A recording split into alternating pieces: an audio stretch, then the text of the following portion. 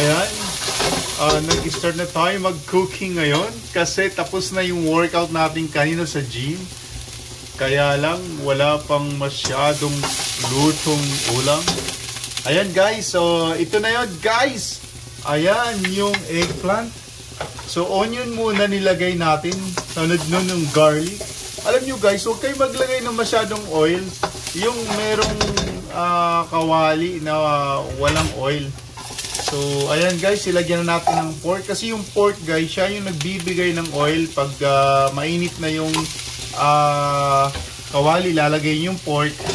So, kusang lalabas yung oil niya. Ayan guys, ilagyan natin ng squash. Alam nyo guys, yung squash ay nagbibigay ng vitamin sa eyes. Ayan guys, mekos-mekos lang ng konti. Madaling maluto to guys. Wag lang masyadong lakasan yung fire para naman hindi ma-overcook, para crunchy yung mga vegetables.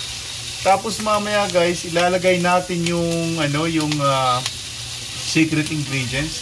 Ayan guys, medyo umuusok na guys.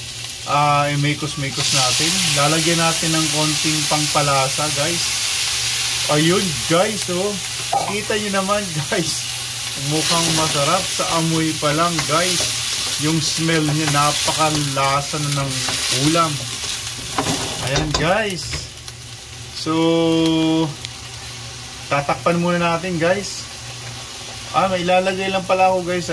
Ayan, yung ingredients na may powder.